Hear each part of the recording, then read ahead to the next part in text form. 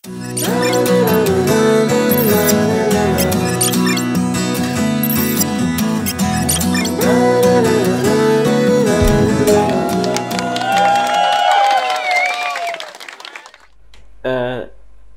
tidak pernah tahu kapan kesempatan itu akan datang bagi bangsa ini untuk menjadi bangsa besar yang berpengaruh. Tetapi yakinlah, kadang kesempatan itu datang pada saat terjadi masalah atau hal yang menantang. Ya. Kalau kita diam saja, ya, kita tidak pernah melihat dunia luar, maka kita akan terus diam. Ya. Tetapi pada saat kita dihadapkan pada sebuah tantangan dan kita merespon dengan tepat, maka boleh jadi kita akan berubah untuk menjadi besar. Situasi AUKUS itu saya ibaratkan seperti itu.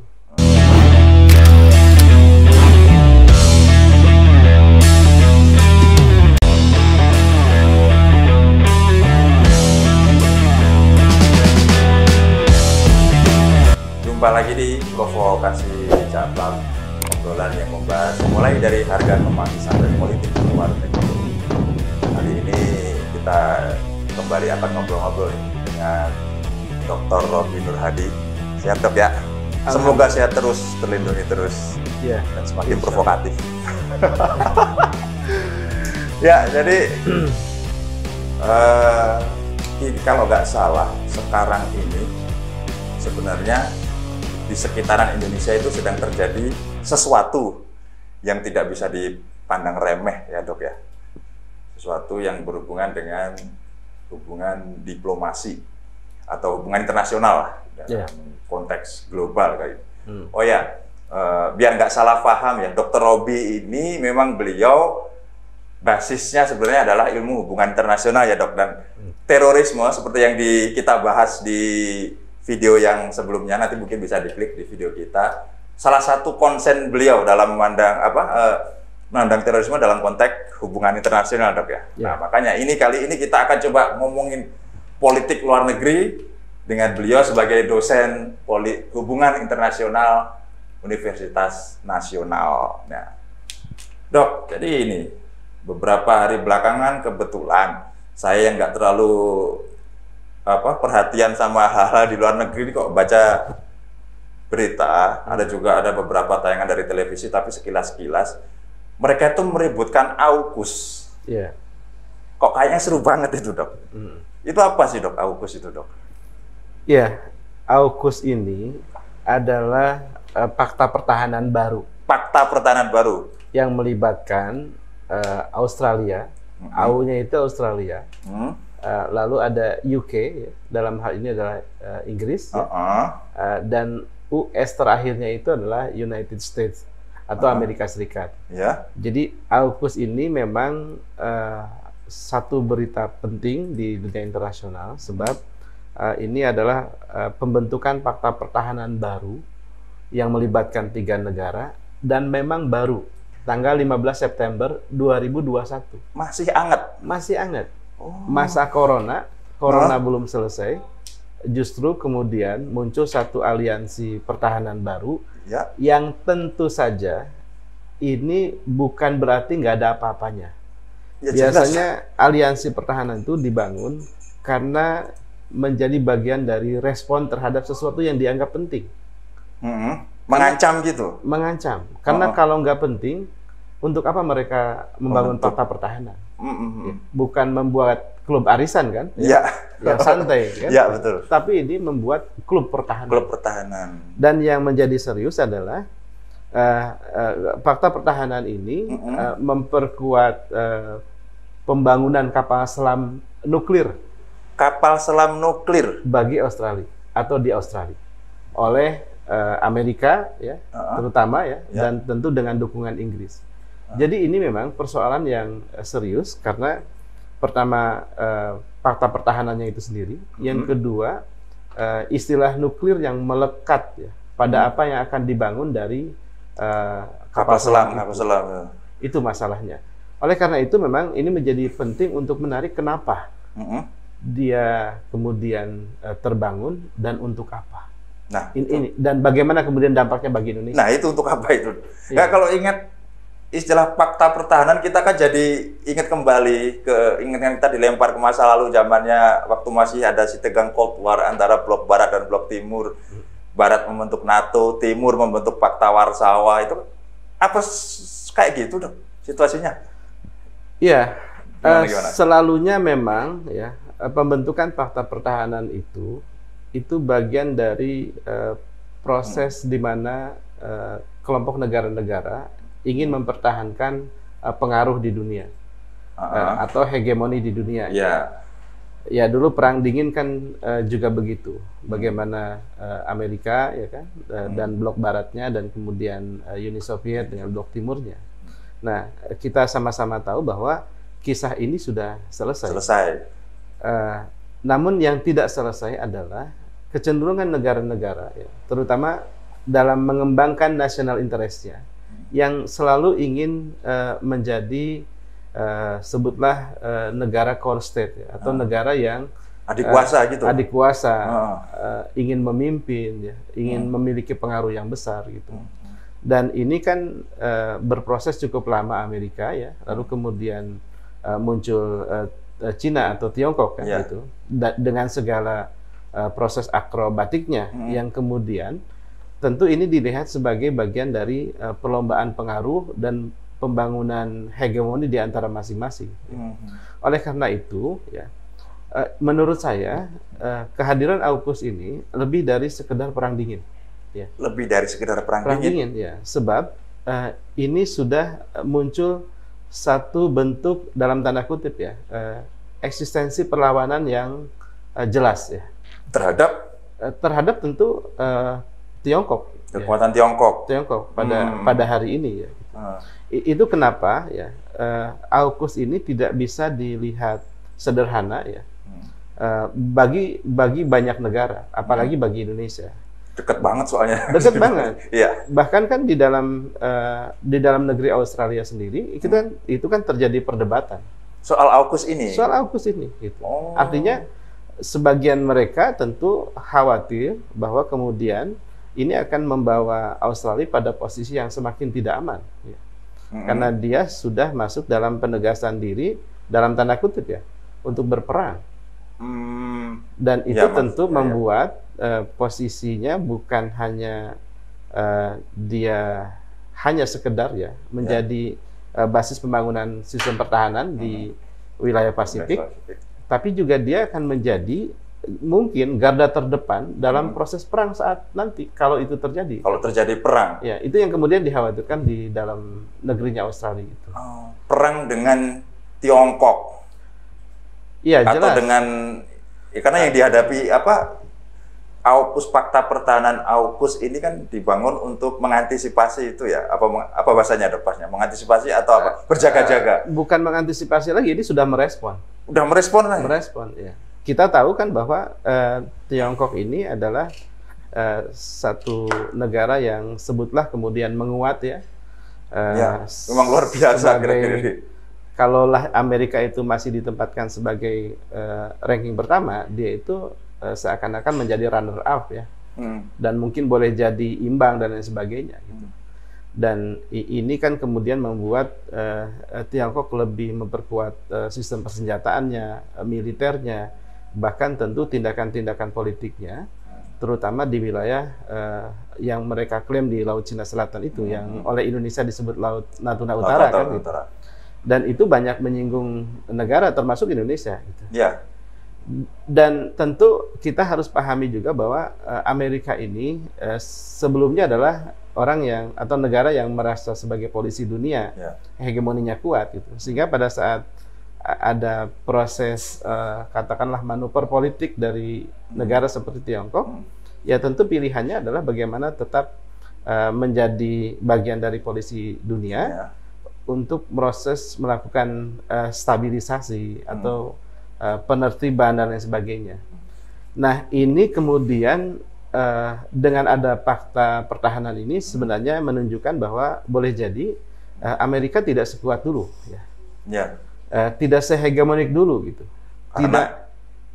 Ya, ini yang kemudian harus kita lihat, ya. Apakah kemudian ekonominya yang melemah atau dan itu berpengaruh terhadap pembiayaan operasional militernya di banyak negara, termasuk penarikan pasukan di Afghanistan kan belum lama. Bukan, indikasi Amerika tidak sekuat dulu itu terlihat dari apa? Dari ya terlepas dari sebab-sebabnya mereka ya, kita tahu indikasinya. Hal yang paling memungkinkan untuk melihatnya adalah bagaimana anggaran perangnya ya gitu, dan ekonominya yang kemudian bisa mempengaruhi banyak hal. Salah satunya adalah indikasinya misalnya penarikan pasukan-pasukan Amerika di beberapa wilayah di Timur Tengah atau di Afghanistan kan. Itu terakhir Afghanistan kemarin ya. Ya boleh jadi salah satu penjelasannya adalah soal biaya itu. Gitu. Nah, tentu ini juga kan akhirnya berpengaruh kepada positioning Amerika di wilayah Pasifik atau wilayah Asia Tenggara. Nah, kembali ke soal AUKUS. AUKUS tentu saja ya, kalau ditanya ini kepentingan siapa, jelas ini kepentingan Amerika secara utama ya, meskipun tentu Australia juga punya kepentingan untuk menjaga stabilitas kawasan. Karena sebelum ada Fakta AUKUS ini, Australia kan dengan Perancis juga punya perjanjian yang sempat ditandatangani tahun 2016 kan, yang kemudian dibatalkan. Tentu penguatan pembangunan sistem pertahanan ya dengan Prancis ditandatangani 2016 itu karena Prancis kan juga punya banyak wilayah yang harus diamankan di wilayah Pasifik ya gitu, sehingga ini satu hal yang harus juga dilihat ya. Artinya bahwa Fakta AUKUS ini tidak ujuk-ujuk ya, tetapi dia ada pertemuan beberapa kepentingan, yaitu tentu Amerika berhadapan dengan Tiongkok ya gitu. Kemudian Australia yang memang juga ingin menjaga kawasan Pasifik ya gitu. Dan memang momentum tahun ini adalah momentum di mana ini menjadi bagian dari proses yang tidak terpisahkan dari gagalnya katakanlah upaya pembangunan penguatan pertahanan antara Australia dengan Prancis gitu. Yang kemudian gagal gimana itu? Mereka sama-sama ingin membangun kekuatan kapal selam ya. Gitu. Kemudian ada faktor-faktor lain misalnya seperti mungkin ketidakcocokan dalam perencanaan ABCD ya gitu. Seperti misalnya mungkin anggarannya yang dianggap terlalu mahal dan lain sebagainya. Lalu kemudian National Interest Australia ingin tetap ini dijalankan, maka kemudian merubah mitra. Jadi bahasanya mungkin pucuk berganti mitra. Ya. Seperti seakan-akan pucuk dicinta ulam pun tiba kan ya. Gitu. Jadi Australia yang mengalami kebuntuan kerjasama dengan Perancis dalam pembangunan sistem pertahanannya, alutsistanya gitu. Lantas kemudian Amerika punya kepentingan untuk membangun aliansi. Maka diberikanlah gitu atau diklopkanlah ya kan kepentingan-kepentingan ini gitu sehingga AUKUS itu terbentuk. Oh sebentar, jadi yang mengerjakan teknologi kapal selam nuklirnya Australia ini sekarang Amerika dan Inggris. Amerika dan Inggris. Prancis tapi nggak ada, Dok, di AUKUS ini. Karena sudah dibatalkan. Ya, jadi dia nggak ada kan di sini. Istilah nggak punya peran kan, tidak punya peran kan. Berarti teknologinya jadi semacam berganti mitra gitu ya, berarti ganti rekanan lah kalau di bisnis kan. Gitu. Nah, oleh karena itu memang ya. Jadi ini yang kemudian menarik dari pembentukan AUKUS ini. Satu sisi dia bicara tentang upaya stabilisasi kawasan untuk merespon sikap akrobatik Cina misalnya ya di kawasan Pasifik ya, Asia Tenggara dan sebagainya. Namun di sisi lain ada sebutlah interaksi internasional ya antara Australia dengan Prancis ya, dan tentu akhirnya sekarang melibatkan beberapa negara Uni Eropa gitu ya, yang akhirnya mengalami ketegangan-ketegangan. Dan ini tentu saja akan memunculkan paling tidak ya potensi munculnya blok lain ya di luar Amerika AUKUS Cina ya kan? Di luar AUKUS dan Tiongkok itu kan? Ya boleh jadi yang dimotori oleh Prancis ya. Dan itu kemungkinan melibatkan Uni Eropa yang dimotori oleh Prancis itu. Bisa begitu, tetapi juga yang saya khawatir adalah tentu saja ini adalah celah yang bisa digunakan oleh China, Tiongkok untuk membangun kolaborasi kan, aliansi. Karena tidak suka kan akhirnya terhadap grupnya AUKUS ini. Jadi berangkat dari situasi ketidaksukaan yang sama, tapi berangkat dari alasan yang berbeda ya. Jadi kalau Prancis ini karena gagalnya kerjasama, kalau Cina memang karena ada kepentingan berhadapan itu dan mereka kemungkinan bisa menjalin komunikasi. Meskipun tentu saya yakin bahwa kedewasaan Prancis ya dalam melihat persoalan yang lebih signifikan di Pasifik mungkin tidak sesederhana itu untuk kemudian membangun aliansi dengan Cina. Dengan Cina, ya. Sebab mereka adalah, atau Prancis ya tentu saja, adalah negara-negara yang concern menjaga stabilitas di kawasan Indo-Pasifik. Itu jadi ada, tetapi saya masih melihat potensi kedewasaan dari Prancis untuk tidak terlibat. Oke, belok dikit deh, Dok. Ini soal Prancis nih. Dia punya kepentingan juga di kawasan Pasifik ini. Ya, kita harus lihat sejarah bahwa Prancis ini kan dulu punya banyak negara jajahan kan di wilayah Pasifik Asia ini. Gitu. Jangan lupa bahwa beberapa negara di Asia Tenggara juga sebutlah misalnya wilayah selatan Thailand dan sekitarnya, itu kan dulu juga pernah ada penetrasi Prancis yang bertukar guling dengan Inggris ya, yang sekarang menjadi Borneo kan, atau Sabah Sarawak dan sebagainya. Itu dulu Prancis di situ. Ya, Prancis dan Inggris itu kan dulu sama-sama melakukan katakanlah pemetaan wilayah kolonialisasi gitu. Termasuk beberapa negara lain di wilayah Pasifik. Dan itu tentu saja mewajarkan kalau kemudian mereka memanfaatkan itu untuk tetap memiliki pengaruh, membangun hegemoni ya. Karena walau bagaimanapun negara-negara itu adalah negara-negara yang punya suara di PBB ya, yang bisa digunakan untuk mendukung posisi Perancis dan lain sebagainya. Gitu.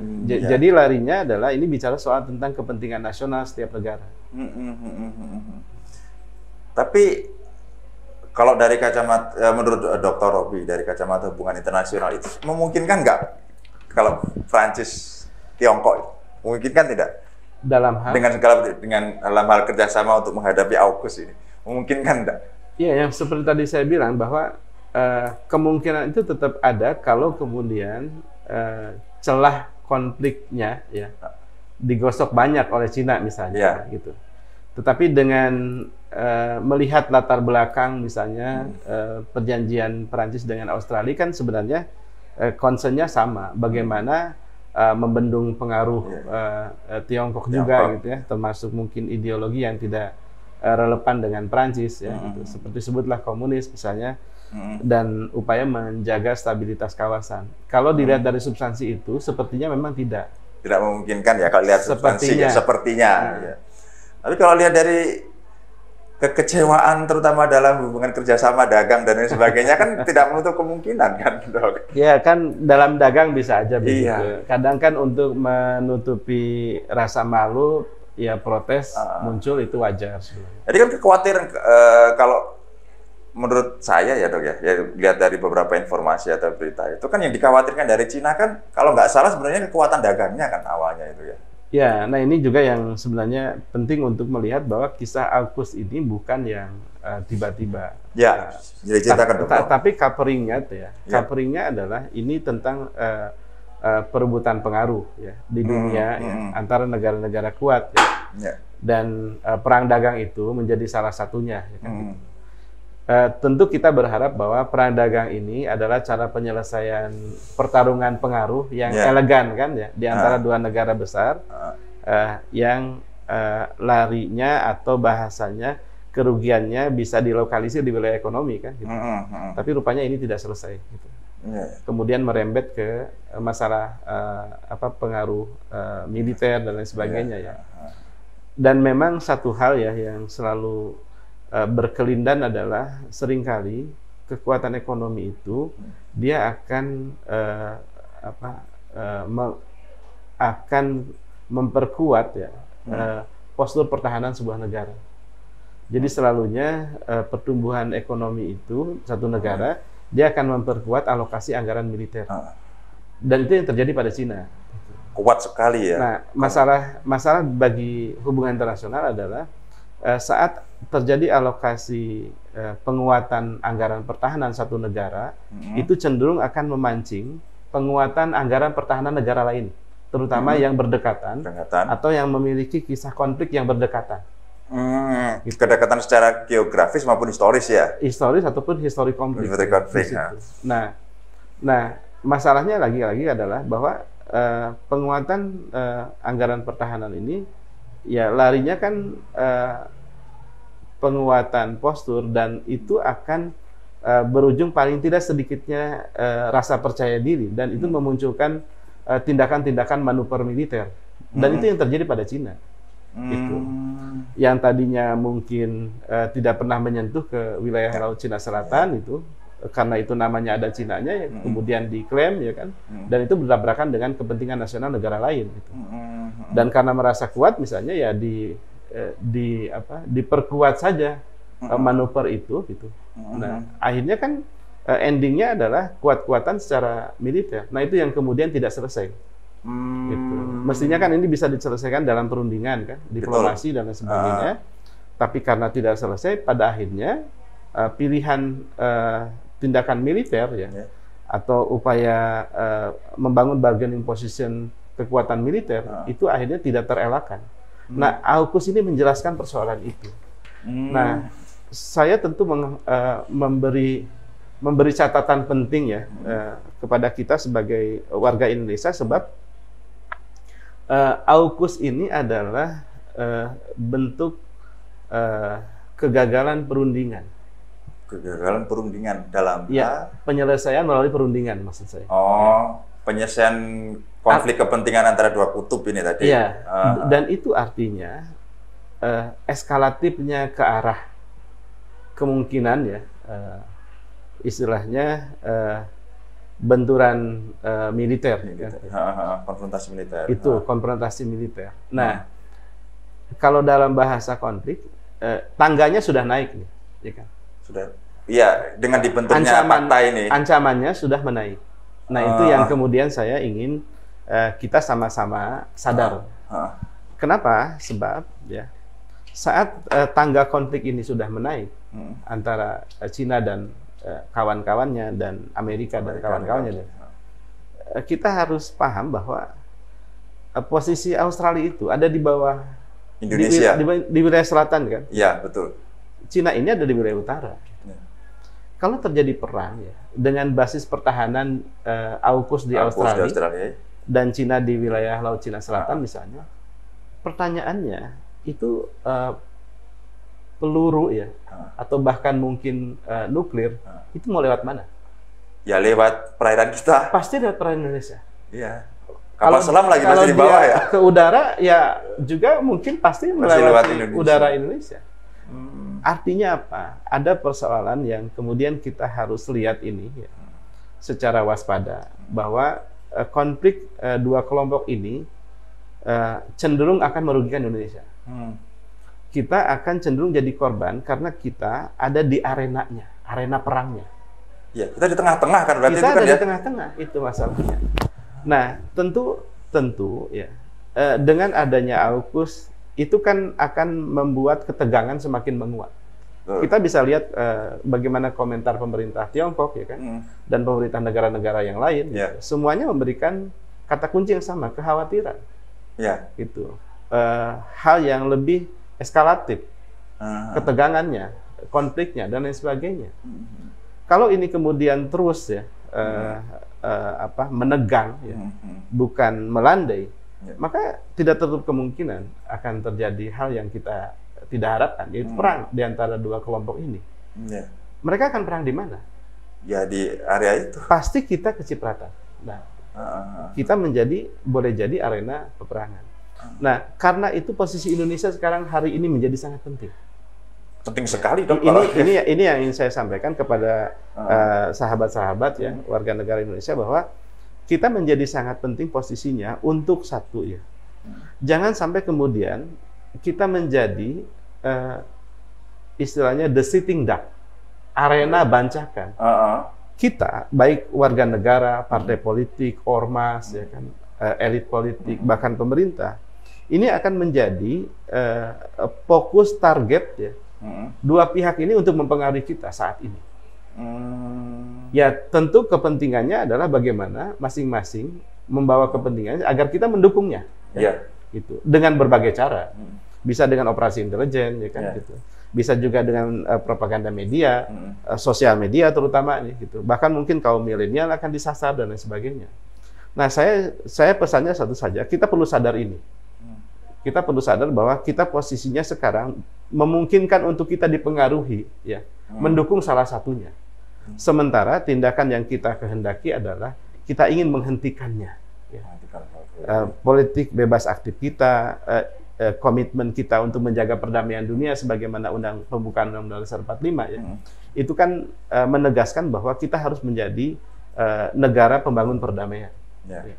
Nah, oleh karena itu sebenarnya di satu sisi kita menjadi negara yang berpotensi menjadi arena peperangan, tetapi kita juga bisa menjadi negara yang memungkinkan untuk bisa, ya, membuka ruang menjadi pihak yang mendialogkan. Nah, ini juga satu peran yang penting. Biasanya kan fungsi-fungsi ini dilakukan selama ini oleh Amerika terhadap negara-negara kecil lainnya, kan, gitu, atau negara-negara konflik lainnya. Nah, ini karena yang sekarang berantemnya adalah dua-dua negara besar. Gitu, dan karena posisi kita menjadi penting, maka kita bisa meleverage diri, ya, menjadi besar karena kepentingannya, gitu. Dan dengan demikian tentu saja ini peluang bagi Indonesia untuk kita bisa menggandeng masyarakat dunia agar potensi konflik ini, potensi perang ini, ya, itu bisa tercegah, ya. Tapi kalau nggak salah kemarin itu Perdana Menteri Australia Scott Morrison, ya, itu sudah menghubungi Presiden Jokowi, kalau nggak salah, dia menjelaskan. Saya baca di beberapa berita itu, dan saya nggak tahu respon dari Jokowi sebagai Presiden, kepala negara, kepala pemerintahan itu seperti apa. Cuman kan ada juga beberapa beberapa kabar yang menyebutkan bahwa ketika Perdana Menteri Australia hendak berkunjung ke Indonesia, ternyata berbenturan dengan jadwal kunjungan Presiden Jokowi ke beberapa daerah sehingga dibatalkan. Nah, itu ada beberapa media, ya, Dok, ya, yang menyatakan bahwa Jokowi tidak menerima, tidak menolak, ya, menolak kedatangan Perdana Menteri Australia yang menurut mereka itu untuk mengklirkan masalah ini dengan Indonesia. Itu gimana menurut Dok? Jelas Indonesia akan melakukan itu. Kalau saya dalam posisi yang sama dengan Pak Jokowi, saya akan melakukan itu. Sebab pertemuan itu khawatir dilihat sebagai bentuk dukungan. Dukungan. Itu kan yang kemudian akan mementahkan posisi Indonesia untuk menjadi negara pendamai. Oleh karena itu memang menurut hemat saya memang tidak ada dulu, ya, pertemuan dengan negara-negara konflik, ya, di luar wilayah, di luar koridor kita untuk mendamaikannya. Gitu. Bukan mendukung salah satunya. Tapi kan dengan menolak itu bukannya malah nanti muncul kesan bahwa Indonesia mendukung Cina sebagai pihak yang berhadapan dengan AUKUS. Kita punya banyak cara untuk berdiplomasi. Ya, saya ambil contoh, ya, ini kisah dulu lah. Misalnya dulu itu di era Presiden Megawati, ya, waktu itu Taiwan kalau nggak salah Presiden Chen Shui-bian misalnya, ya, itu kan meminta untuk Indonesia menerima Taiwan, ya, kedatangannya, ya. Tapi kan kita tahu Cina waktu itu menganggap bahwa Taiwan menjadi bagian dari wilayahnya dan melarang kita untuk menerimanya, ya kan? Tapi bagaimana kemudian kita bisa mengakomodir permintaan Taiwan tanpa kemudian Cina merasa harus marah, gitu, ya? Ya, ini sih kisah dulu, ya, gitu. Saya kira wajar kalau kita ungkap sebagai sebuah pembelajaran di mana kita tidak menerima Taiwan saat itu secara formal kenegaraan, tetapi kita bisa menerimanya dalam diplomasi liburan di Bali misalnya, gitu. Akhirnya apa? Dua-dua kepentingan kan terakomodir dan tidak konflik sama sekarang. Itu contoh, ya. Nah, konteks hal yang sama, ya, diplomasi hal yang sama sebenarnya bisa dilakukan oleh kita kepada dua negara ini. Dan jangan heran, ya, kalau kemudian di level pemerintahan negara-negara ini akan berlomba membangun pengaruh ke Indonesia. Misalnya yang terbaru ya, Amerika ini kan sekarang menawarkan dukungan teknologi terhadap penguatan pembangunan pesawat tempur yang sedang dilakukan dikerjasamakan antara Indonesia dengan Korea Selatan kan, itu yang kita sebut dengan IFX ya atau KFX itu ya, itu. Yang sudah berlangsung ya itu sekarang? Ya sudah, pembangunannya sudah berlangsung dan terkendalanya itu kan karena ada teknologi yang diperlukan ya dari dukungan Amerika, dan sekarang Amerika menawarkan itu. Ini contoh bahwa pada situasi hari ini Indonesia posisi tawarnya menjadi meninggi, sehingga apa yang kita tidak perlukan pun ditawarkan, tapi memang kita butuhkan juga gitu. Nah pada saat yang sama kan kita juga, maksud saya Indonesia punya banyak kerjasama ekonomi dengan Tiongkok kan ya. Yang paling sederhana KCIC kan ya. Kereta cepat. Ya. Itu kan jelas itu. Jadi sebenarnya kita mesti menjaga dua kepentingan ini, tentu dalam konteks perdamaian ya. Gitu. Ya kita menerima ya. Bahkan Prancis kan hari ini diberitakan memberikan bantuan vaksin ya gitu, pada Indonesia. Betul. Ini mengindikasikan, ini menjelaskan kepada kita ya sahabat-sahabat Indonesia bahwa kita sekarang sedang dilihat penting oleh negara-negara di dunia. Sehingga semua berusaha merayu. Semua berusaha merayu. Kalau misalnya dikasih wortel nggak mau, bisa aja dikasih stick kan ya. Iya. Kalau nggak dikasih carrot. Nah sekarang mereka masih menawarkan wortel, ya. Masih menawarkan carrot, sesuatu yang masih manis. Kalau misalnya kepentingan mereka menguat, bisa aja melakukan tekanan-tekanan yang mungkin ya membuat kita agak perlu sedikit waspada ya. Poinnya satu ya, dialog ini menurut saya adalah saya ingin membangun kesadaran bahwa ya, ini jendela kami tentu di Hubungan Internasional UNAS ya, membuka jendela bagi publik untuk melihat situasi hari ini dalam konteks dunia internasional. Dan kami mendelivery katakanlah tayangan tentang situasi dunia yang ada kaitan jelas dengan Indonesia saat ini, untuk kita bisa mengambil langkah-langkah. Paling tidak kita mulai dengan kesadaran ya bahwa ada satu situasi di mana kita potensi menjadi the sitting duck tadi itu, dan kita perlu sadar kita tidak boleh terpengaruh. Kita harus tetap menunjukkan jati diri sebagai bangsa damai ya. Saya hari ini sengaja pakai baju batik nih kan. Ya, saya juga semi batik ini. Ya, pertama selain hari batik kan. Ya. Yang kedua, batik itu adalah Indonesia banget gitu. Betul. Kita ragam ya, tetapi pada saat dia disatukan dia menjadi indah. Betul. Dan dalam dunia strategi batik itu menjadi penting. Orang susah membaca. Membaca apa karena sih yang jelas dari pola itu. Justru kemampuan musuh tidak mampu membaca kita adalah kemenangan 50% kita. Oh gitu ya, ketidakmampuan musuh membaca kita adalah kemenangan 50% kemenangan kita. Jadi oleh karena itu, jadilah batik Indonesia hari ini untuk menengahi potensi konflik di dunia saat ini.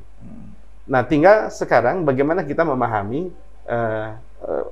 negara-negara yang konflik itu, atau sebutlah misalnya potensi yang kita sedang tangani.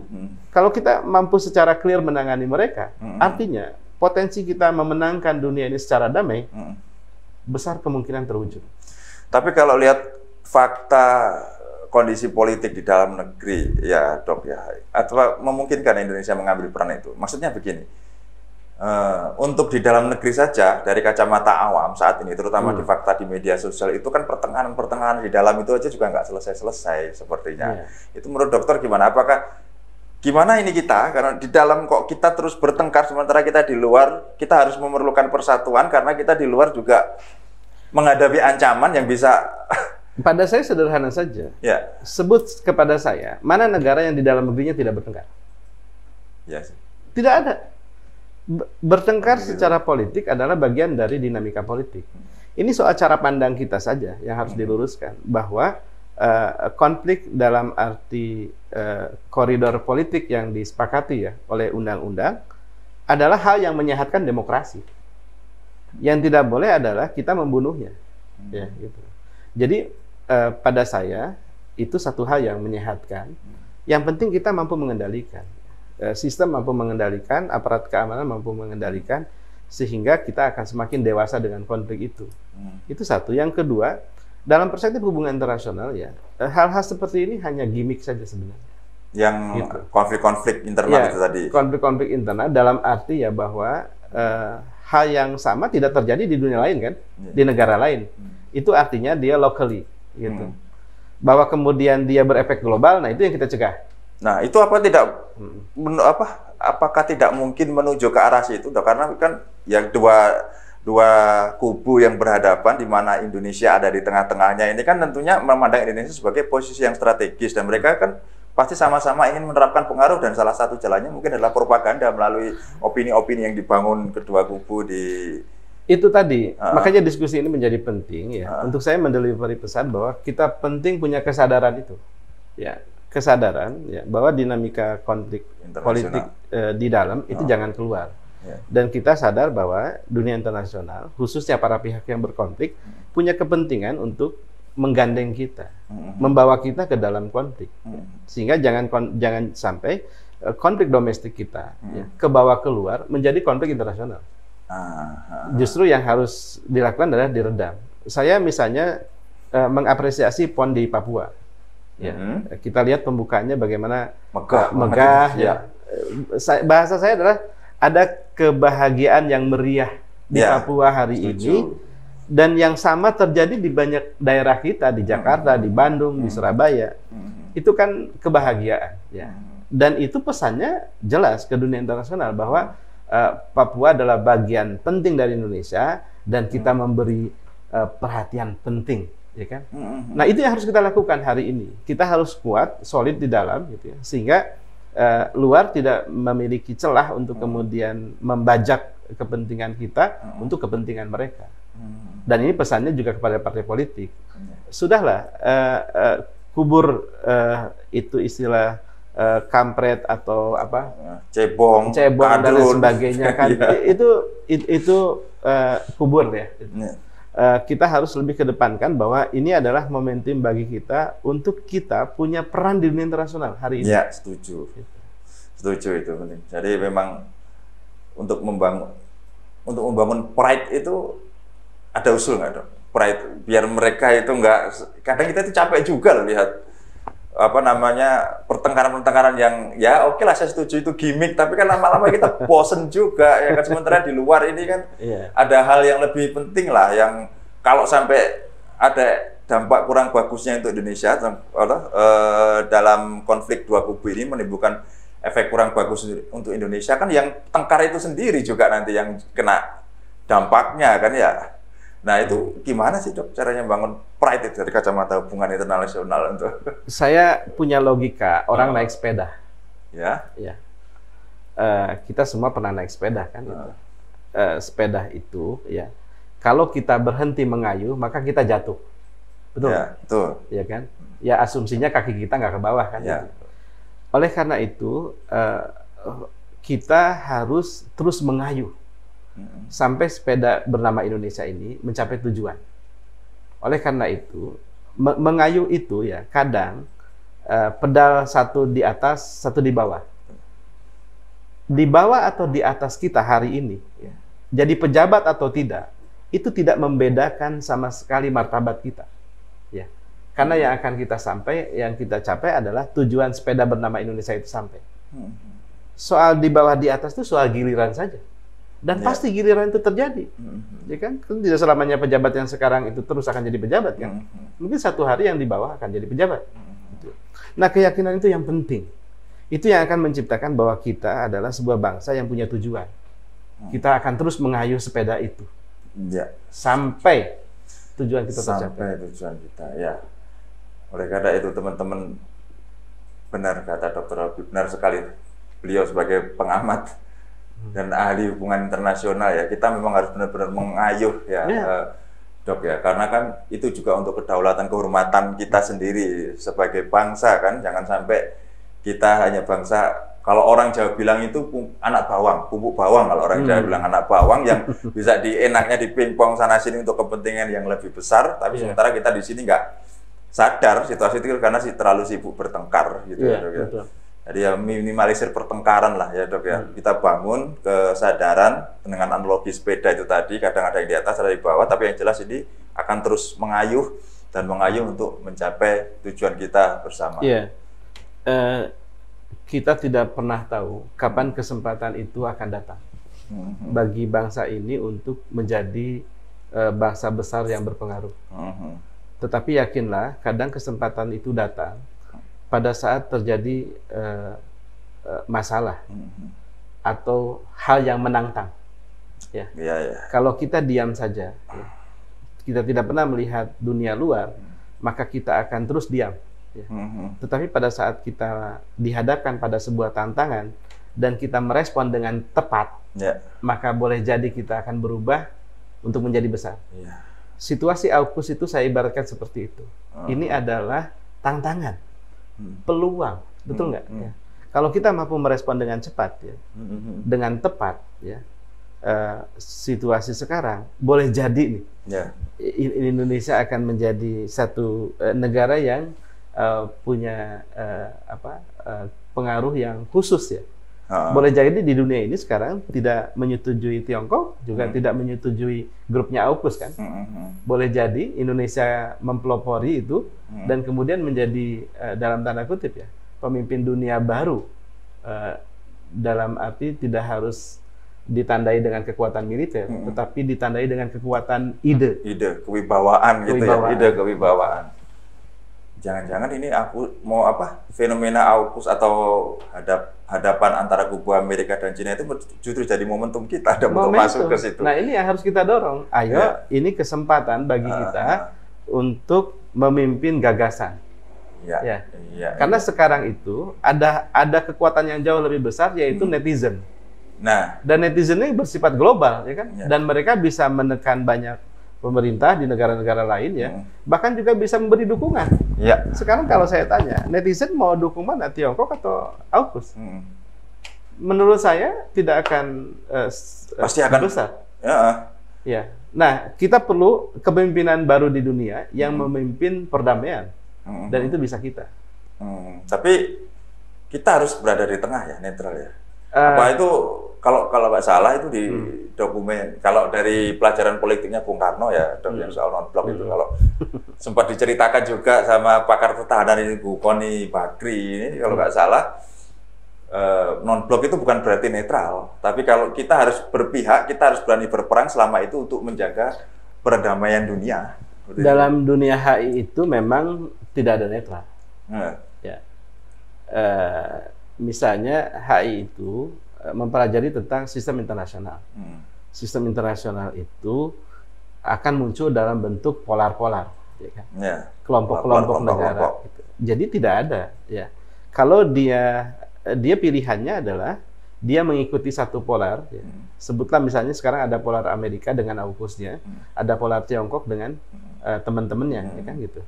Nah, negara-negara lain pilihannya, ya, dia menjadi semi periferi, pendukung kepada kelompok pemimpinnya itu, atau menjadi kelompok pinggirannya, periferi, tetapi dalam polar yang sama, ya. Atau pilihannya kita membentuk polar baru. Jadi non-blok. Membentuk polar baru, kita istilah bentuk poros baru gitu, poros ya, di luar poros yang sudah berkonflik itu. Jadi non-blok itu adalah polar. Pada saya mereka adalah polar. Nah, dalam konteks situasi hari ini, ya tentu kita pilihannya membangun polar baru. Gitu. Namanya polar perdamaian. Polar perdamaian, ya. Tapi mungkin nggak polar itu, kalau seandainya itu terbentuk polar itu nanti akhirnya merangkul salah satu polar dan menghancurkan polar yang lain, itu mungkin nggak? Pada akhirnya mereka harus melebur dalam polar perdamaian. Itu target kita. Tarik kita jadi semacam black hole, kita menarik magnet. Sekali gitu. Ini Indonesia yang mendamaikan. Saya setuju itu. Makanya tugas kita emang berat sekali, ya, besar sekali, tapi itu bukannya tidak mungkin untuk dilakukan, karena kalau melihat posisi secara geopolitis ataupun potensi-potensi bagaimana politik diplomasi kita ke luar negeri. Dan memang saya melalui forum ini ingin benar-benar, ya, menyampaikan pesan penting bahwa kita tidak bisa diam, sebab kalau kita diam dan kemudian menjadi bagian dari arena perang, ya, di antara dua kelompok ini, saya yakin kita yang akan rugi. Kelompok sipil, masyarakat yang tidak punya kemampuan berperang, ya, melindungi diri dan lain sebagainya. Oleh karena itu, cara kita bagaimana melawan adalah membawa persoalan ini ke garis perdamaian. Karena dengan begitu kita akan selamat semua. Kita tidak hanya lagi bicara tentang kepentingan Indonesia, tapi juga kepentingan warga dunia. Sebab kalau sudah bicara nuklir, radiasinya kemana-mana tuh. Betul. Ya memang sekarang baru dibangun atau mungkin ada pihak yang menyebut ini hanya penggeraknya saja. Tapi kan kalau sudah namanya penggerak nuklir, tetap aja nanti yang diisi apa? Nuklir. Nah itu masalahnya. Nggak mungkin diisi dengan balon air kan? Itu. Gitu. Atau sekedar hulu ledak yang biasa saja. Gitu. Ini yang kita sebenarnya khawatirkan. Kan kita tidak ingin menjadi wilayah yang ternata radiasi nuklir, apalagi di Jawa nih. Kan Australia kan dekat saja situ tuh. Betul. Sukabumi ke arah sana kan? Kalau nggak salah dari Pacitan kelihatan itu. Iya, dari wilayah selatan Jawa itu dia kelihatan. Nah itu masalahnya. Jadi jangan berhenti, sampaikan pesan ini. Paling tidak kita jangan sampai menjadi bagian dari yang dipengaruhi untuk mencapai kepentingan yang berkonflik. Luar biasa posisi kita, peran kita dan potensi peran atau posisi internasional yang bisa kita ambil dengan konflik ini. Dan jangan khawatir meskipun ini bukan TV One atau TV atau CNN tapi mungkin pesannya karena pentingnya bisa jadi ini lebih dari media-media TV mainstream. Suatu saat kita akan lebih dari itu dong, jangan salah. Baik, oke, terima kasih sekali Dr. Robi atas penjelasannya. Membuka mata kita semua bagaimana posisi kita dan sebaiknya apa kita lakukan untuk mempertahankan setidaknya harga diri kita lah ya, sebagai pride kebanggaan kita sebagai bangsa. Mari kita bersatu, teman-teman semua, kita bangun kebanggaan bersama untuk Indonesia karena kita punya tugas yang sangat berat di dunia internasional mengingat posisi geopolitik kita yang sangat strategis ini. Udahlah, hindarilah, hilangilah pertengahan kita bangun kebanggaan bersama, kita kayuh bersama Indonesia ini untuk bisa mendapatkan kepercayaan dan kewibawaan di mata dunia. Gitu saja kira-kira. Dan ini adalah momentum. Jadi setiap negara itu punya momentum. Dan setiap momentum itu akan ada negara yang menempatinya. Oleh karena itu, fenomena AUKUS ini mudah-mudahan bisa jadi momentum Indonesia. Amin. Untuk justru kita menjadi negara yang lebih punya peran penting di dunia hari ini. Mudah-mudahan. Terima kasih Mas Prani. Terima kasih banyak para Robi. Mudah-mudahan semangat ini bisa ditangkap, bisa di-deliver ke semua orang. Jadi terbangun kesadaran kita semua untuk bahu-membahu pertahankan kehormatan negara ini, bangsa ini, dan mengambil peran penting di mata dunia internasional. Karena ingat teman-teman, itulah memang seharusnya yang kita lakukan karena kita lahir di sini ini bukan untuk menjadi korban negara. Terima kasih, sampai jumpa di provokasi berikutnya. Terima kasih banyak Dr. Robi. Baik, Assalamualaikum warahmatullahi wabarakatuh. Waalaikumsalam.